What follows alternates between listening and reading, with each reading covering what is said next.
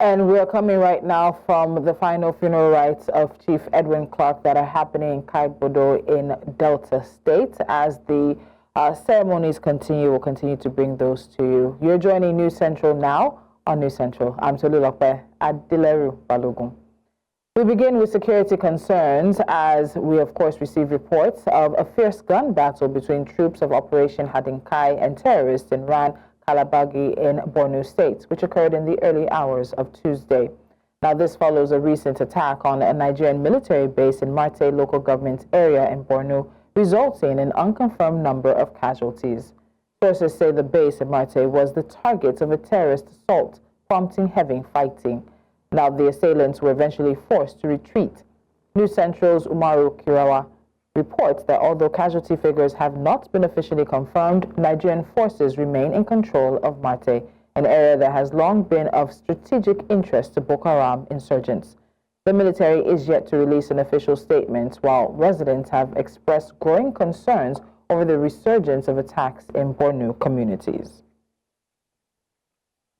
In the meantime, the civil society organization Ethics Vanguard has urged President Bola Tinubu to dismiss Defense Minister Mohammed Badru Abubakar, citing worsening insecurity and gross incompetence.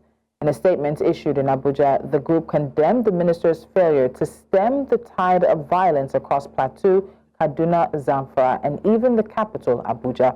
The organization commended legislator Solomon Marin for demanding accountability and called on lawmakers to pass a vote of no confidence in the minister.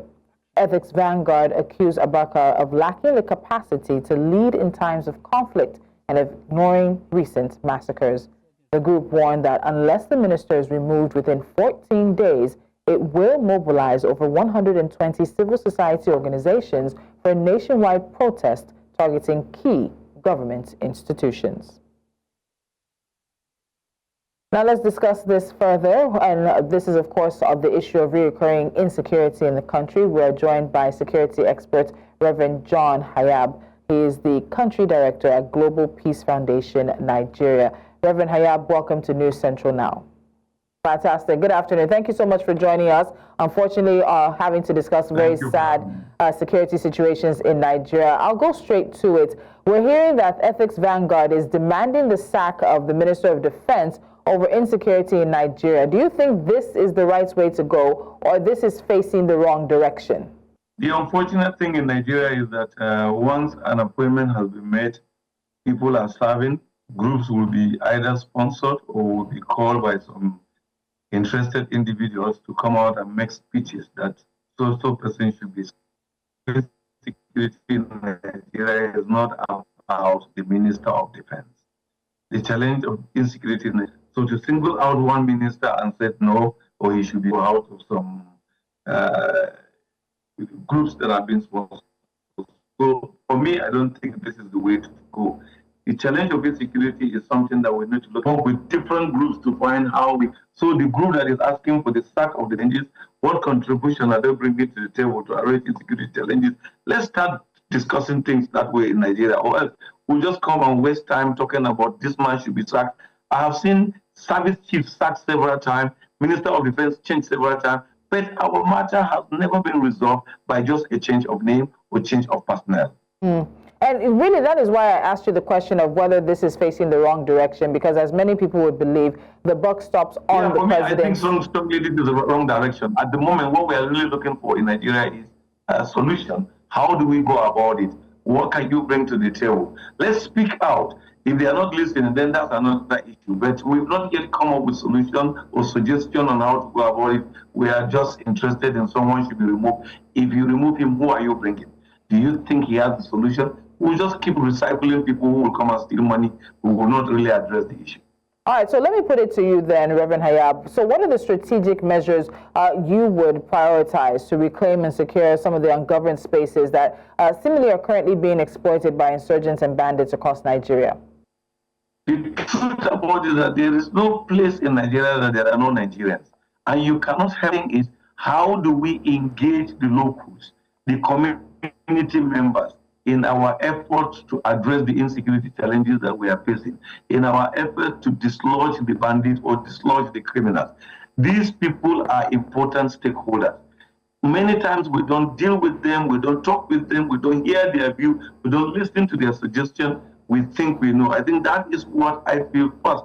How are we engaging the communities where we believe that these bandits or criminals have taken advantage and are terrorizing? They have a role to play. Let's listen to them. They have something to tell us. Then the other aspect of it is that these criminals are not spirits. They walk on the street. We must win the trust of the people so that the people can tell us what they are seeing. The problem is that there is trust deficit around, so people are not talking. People are not giving out information because they think if they do, these criminals will come after them because they will get information about what they said from those in power or those who are supposed to protect them. If we are able to address that, then our security agencies are strong enough. They have what it takes to fish out these criminals.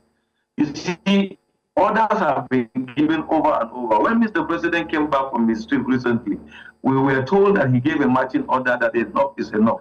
But every time this enough is just like it's rhetoric, there is no action. The chief of staff, the chief of army staff, the chief of defense staff, the chief of naval staff, the chief of air staff, the SSS director, the inspector general of police, the NSA, and all these things supposed to put head and say, look, we will go by the marching order of Mr. President.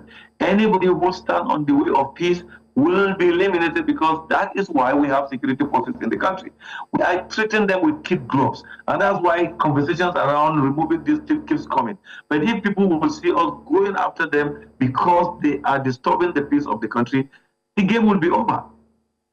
All right, Reverend John Hayab, we'll have to stop there for now. But of course, as it is an ongoing situation, I'm sure we'll be talking to you again soon. Thank you so much for your time. All right, News Central now continues, but that is right after the break. Do stick around. There is much more news coming your way.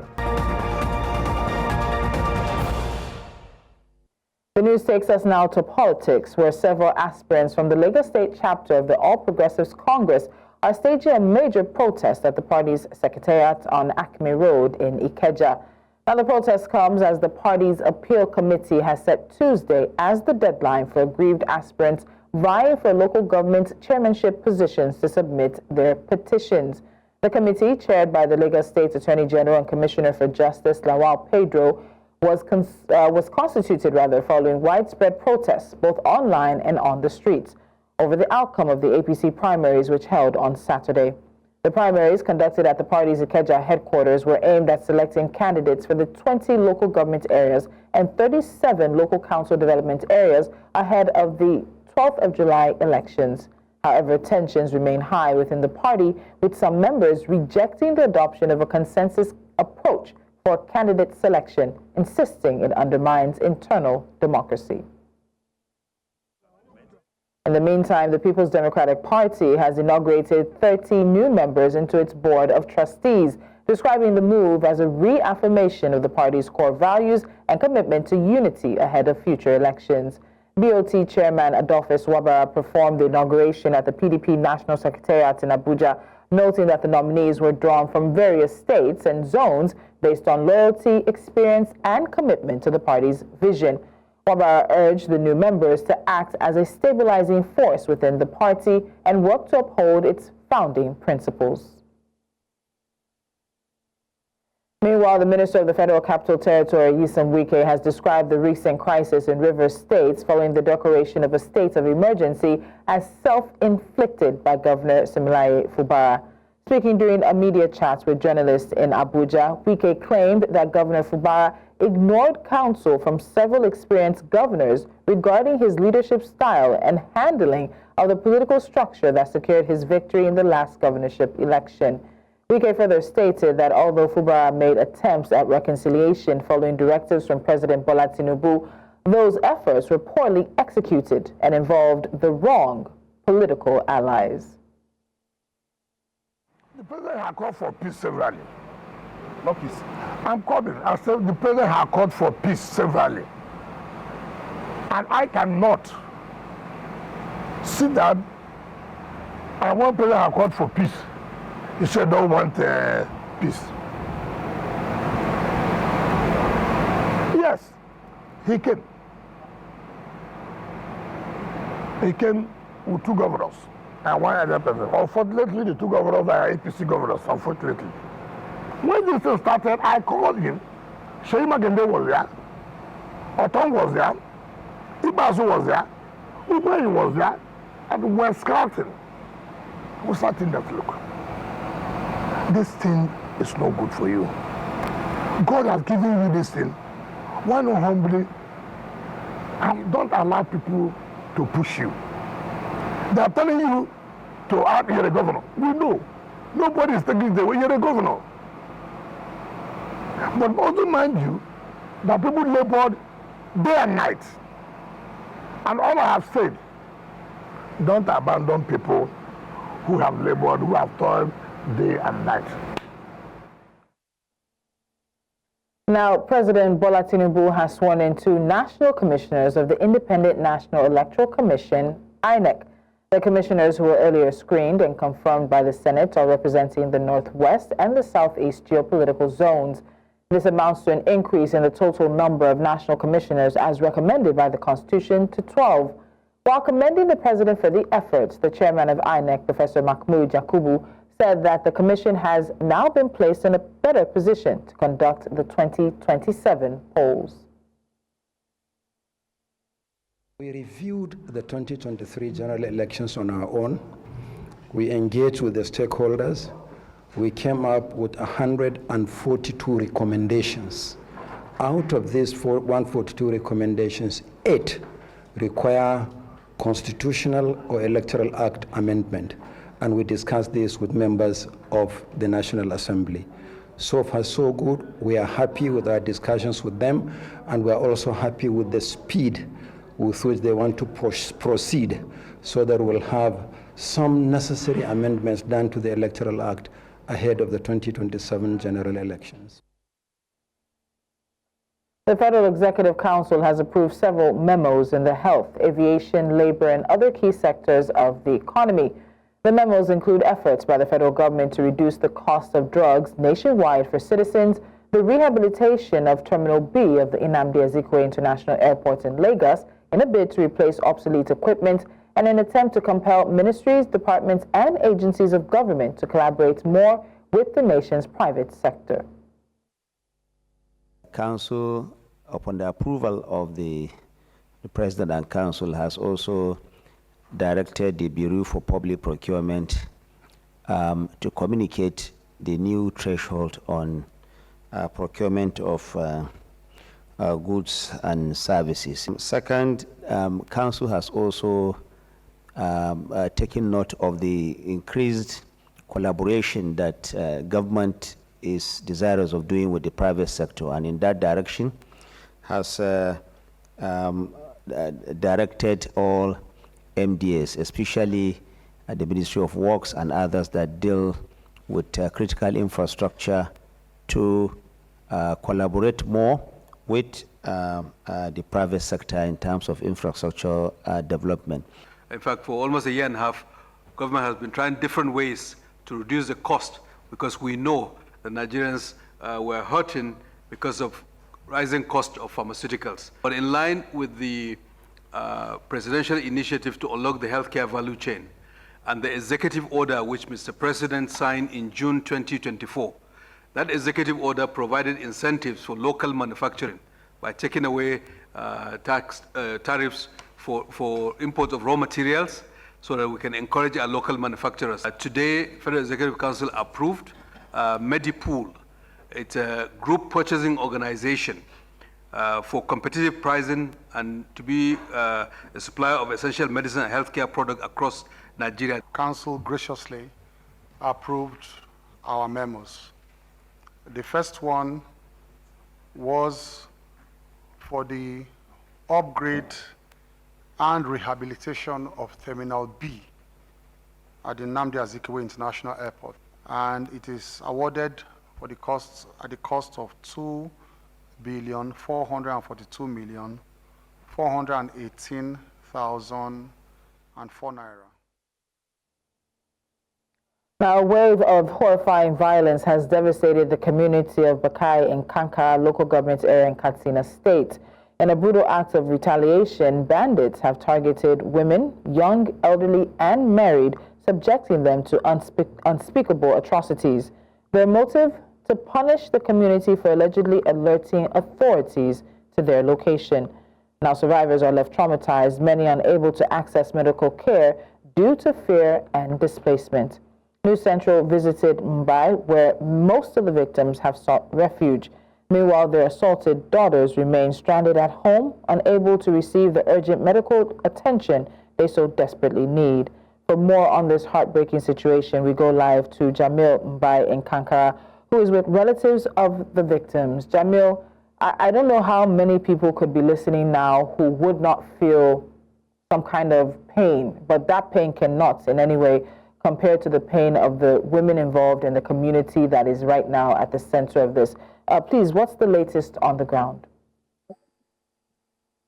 Okay, what's the latest on the ground is behind me are some of the victims and the victims' relatives. And what happened was just like what you said, as part of revenge or punishment for the community of Bakai, whom the bandits accused of keeping security agents to go after them, and they came and cycled the town. And this time around, they were not there to kill anybody. They were not there to punish anybody, but they raped virtually all the women in the community.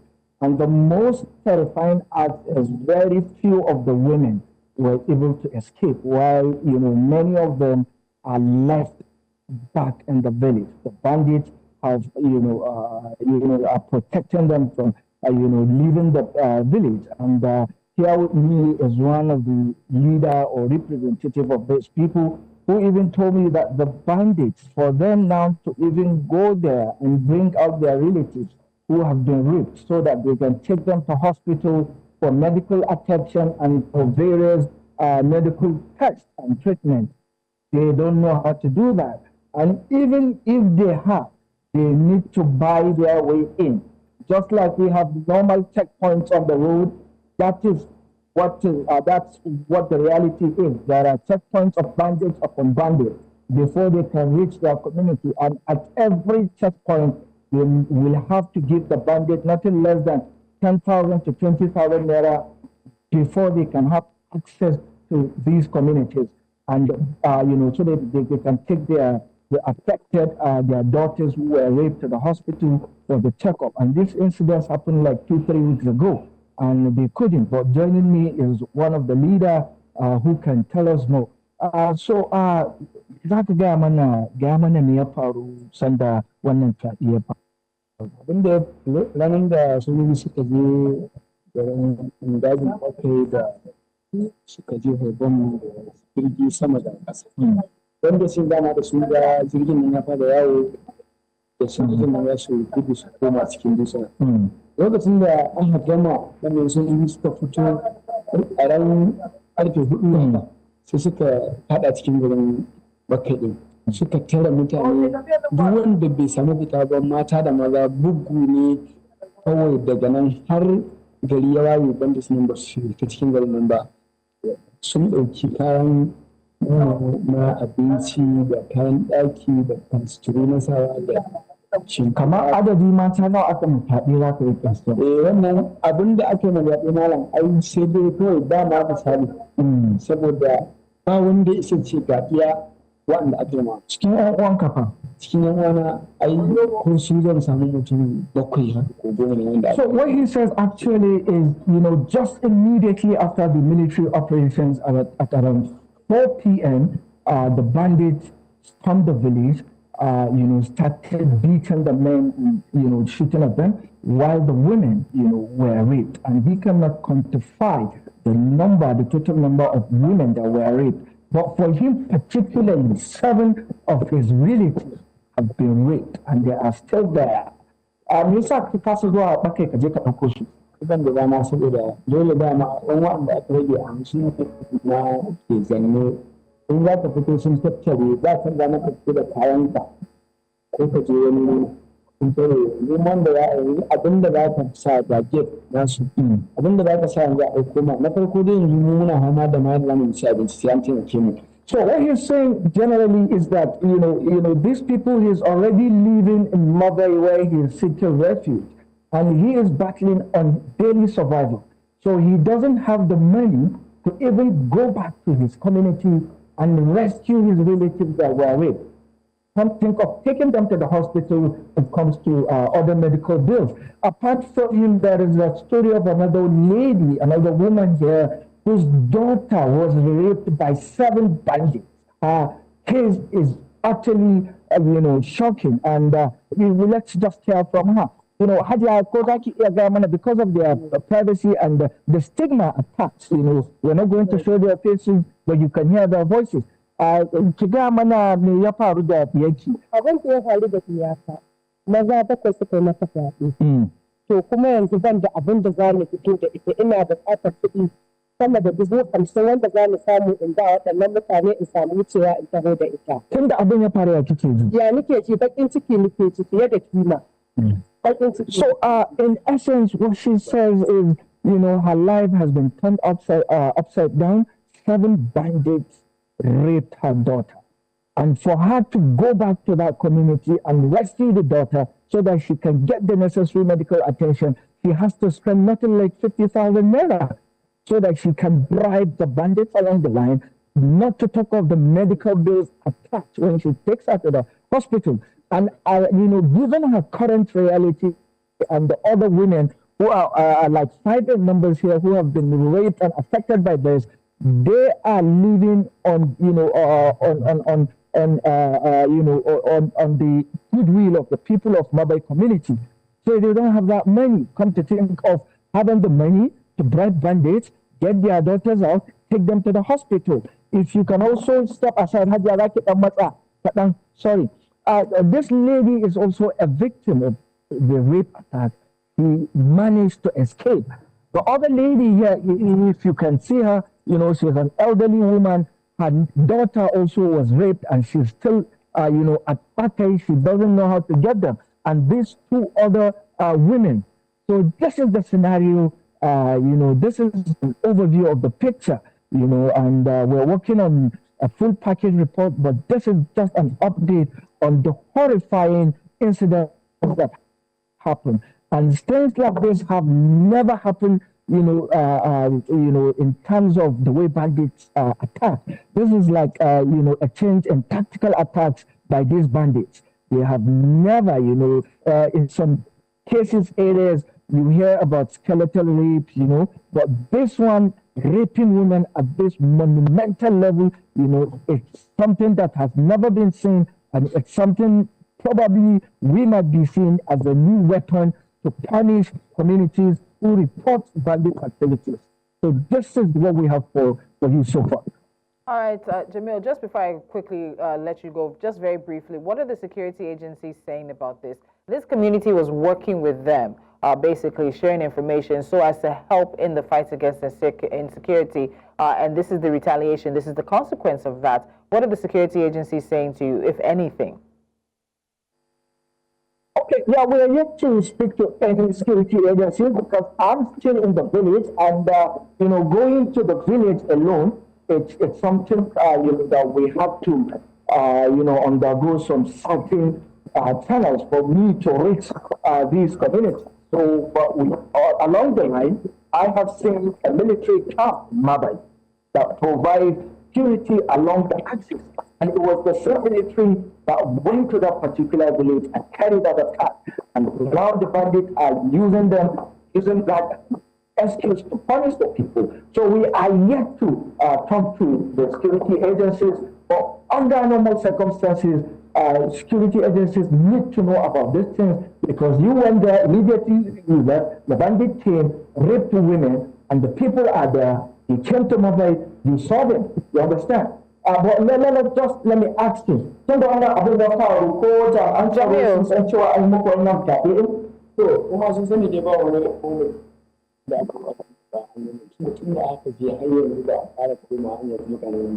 kuma kowa mun faɗa cewa dalilin zuwa sojojin nan ya sa suka je suka yi ma wani kuma suka faɗa abubuwan da ba wani abin da ake mana wani rawa ne hannu Okay, what he says is that the security, the military station there are aware of what happened because they told them what happened, but nothing. They did not take any action. And they are yet to take any action. And what he told me, it was because of the military operation that the army went, that was the reason their families were raped by this bandits. All right, Jamil. All right, thank you so much. As you said, we will be expecting more details and a full package on this. Thank you. Thank you so much for the coverage of this and for giving these communities a voice. We'll take a quick time out. There's a bit more on the news. Stay with us. And that's all the news we have for you at this time. But before we go, we'll give you the hour's top stories. Don't forget, you can, of course, send your eyewitness reports to the WhatsApp number on the screen. And you can also follow us on social media. We are at News Central TV. You can watch News Central live on DSTV channel 422, GoTV channel 23, Star Times channel 274, Arrow TV, and YouTube. And we have major stories we're tracking. We'll bring you all the updates at 3 p.m. West African time with another round of News Central Now. I'm Tolulope Adileru Balogun. See you again soon.